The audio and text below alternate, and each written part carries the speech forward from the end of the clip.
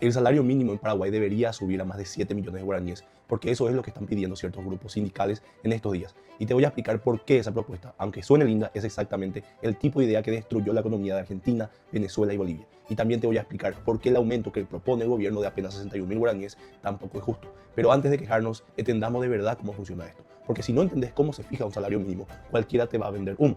El viernes 17 de abril, un grupo llamado Corriente Clasista y Combativa, la CCC, se manifestó frente al Ministerio de Trabajo pidiendo que el salario mínimo en Paraguay pase de los 2.899.000 actuales a 7.614.000. O sea, que se multiplique por más de 2 veces y media, de un día para el otro. Primera cosa que hay que entender, ¿quién es la CCC? Porque esto no es un detalle menor. La Corriente Clasista Combativa es una agrupación sindical de origen argentino, creada en 1994, impulsada por el Partido Comunista Revolucionario de Argentina.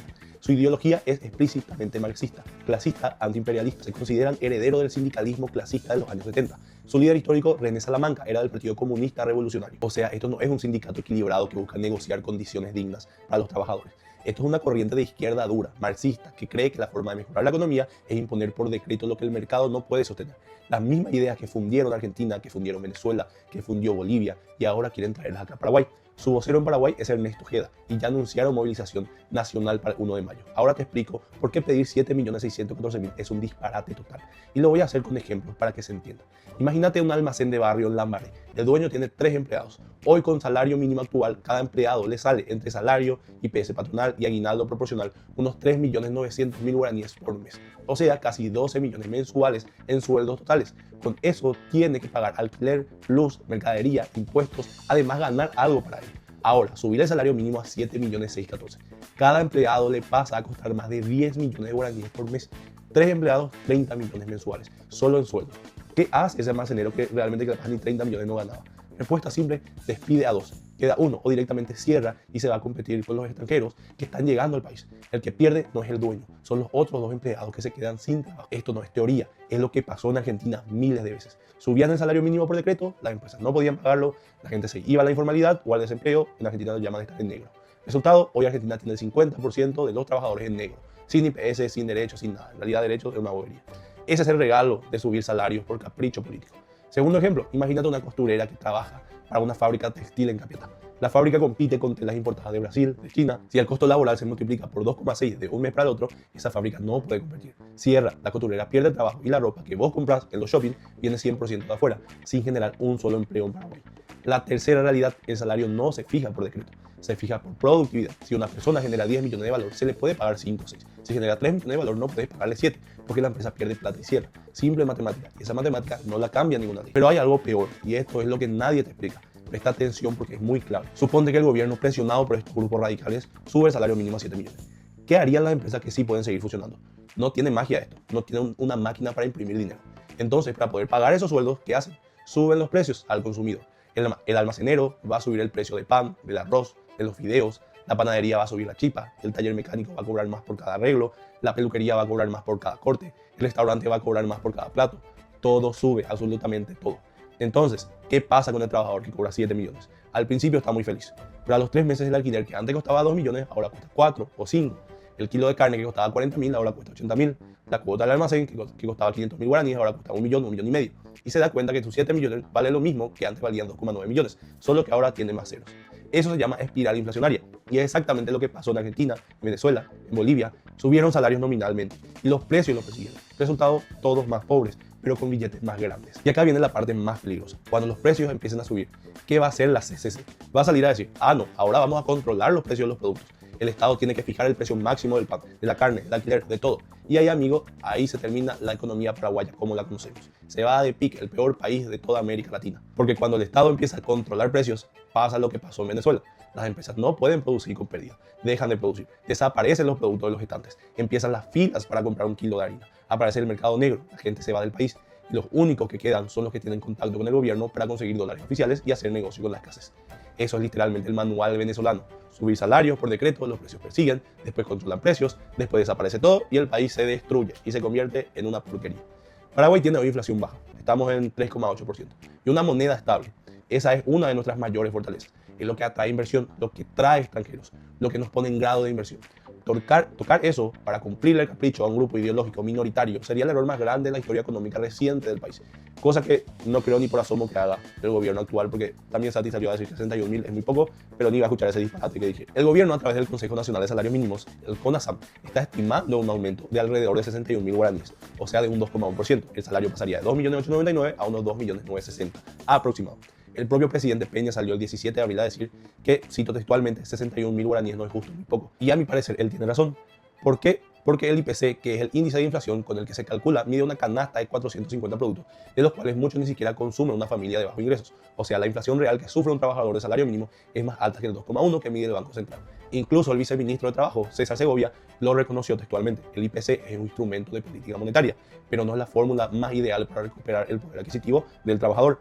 Entonces tenemos dos extremos. Por un lado, la CCC pidiendo 7.614.000, un aumento del 162%, que destruiría miles de empleos y generaría un espiral inflacionario. Por otro lado, el gobierno proponiendo un aumento de apenas 61.000 guaraníes, que es casi nada. Los dos están mal, uno por delirante y el otro por insuficiente. Y ahora, para que entiendas mejor esto, te explico cómo se fija el salario mínimo, porque mucha gente no lo sabe. El salario mínimo lo revisa cada año el CONASAM, que es un organismo tripartito. Participan el gobierno, los trabajadores y los empleadores, por eso es tripartito. La ley, concretamente el artículo 255 del Código de Trabajo, dice que el reajuste se calcula en base a la variación del índice de precio del consumidor, o sea, la inflación interanual medida por el Banco Central. Esa es la fórmula legal hoy. La decisión final la firma el presidente por decreto y entra a vigencia el 1 de julio de cada año. Y te preguntarás, ¿por qué no se puede subir a lo que uno quiera? Y te digo por tres razones. O sea, ¿por qué no puedo pasar de 2 millones a 10 millones? De 2 millones a 20 millones. La primera razón, la productividad laboral de Paraguay es la que es. Según datos oficiales, la productividad promedio del trabajador paraguayo es baja, es mucho más baja que Uruguay, Chile o Argentina. No porque el trabajador paraguayo sea peor, sino porque tenemos menos capital invertido por trabajador, menos maquinaria, menos tecnología. Si subía el salario más rápido que la productividad, las empresas pierden plata y despiden gente. Segunda, la mayoría de las empresas paraguayas son pymes. El 80% del empleo privado en Paraguay la generan las pymes y microempresas. Esas empresas no tienen espalda financiera para absorber un aumento del 162% de un día para el otro. El que genera los empleos no es un millonario extranjero, es un almacenero, un ferretero, un panadero, un taller mecánico, y si le reventas el costo laboral van a cerrar. Tercera, si subía el salario mínimo muy por encima de la productividad real, la gente se va al mercado informal, pasa de tener trabajadores con IPS, aguinaldo, vacaciones y supuestos derechos a trabajadores que directamente no tienen nada, que inclusive ahora la mayoría no tiene lo otro y ahora menos tendrá posibilidad de tenerlo. Entonces, ¿qué se debería hacer? Mi visión como liberal de ideología, sin partido político, recuerdo esto, es esta. La primera solución, o sea, te doy varios puntos, empezando por el primero, que es cambiar la fórmula. El IPC solo no refleja la realidad. Habría que incorporar una fórmula que combine el IPC con el crecimiento del PIB. Si la economía crece 6%, como creció en 2025, el salario debería acompañar parte de ese crecimiento, no quedarse solo con la inflación. Esto ya lo está evaluando el propio Ministerio de Trabajo. Segundo, darle más peso a la canasta básica alimentaria dentro del cálculo, porque lo que sube el pan, la carne y el aceite afecta mucho más a un trabajador de salario mínimo que a alguien de clase media.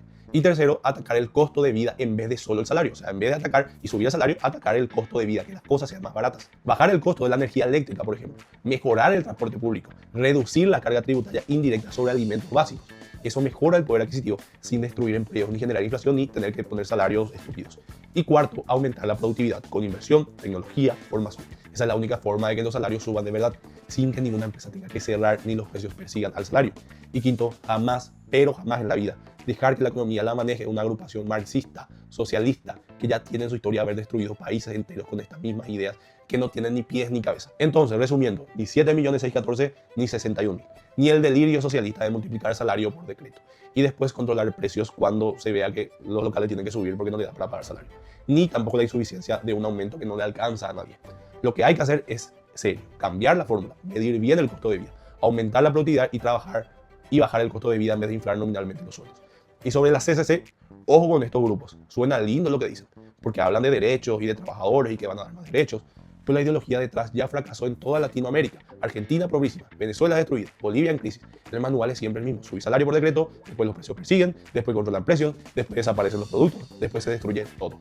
Paraguay hoy es uno de los países más atractivos de la región para invertir, con grado de inversión, con empresas llegando, con 47.687 residencias extranjeras solicitadas en solo 2025. Eso se construyó con sensatez, no con demagogia. Cuidemos eso. El salario sube de verdad cuando la economía crece, cuando la productividad sube y cuando hay inversión, no cuando un grupo con megáfono le pide que suba el salario al gobierno. Soy Fabricio Quevedo, del Estudio Contable México. Si quieres ayuda con tu finanzas, impuestos y contabilidad, escribime al 0984-163-375. Y disculpen estos días, semanas que estuve sin contenido, estoy un poco enfermo, estoy un poco tocado de salud y también tuve unos eventos un poco trágicos que llevaron a que no pueda seguir haciendo videos, pero volvimos con todo y mañana tendrá un nuevo video.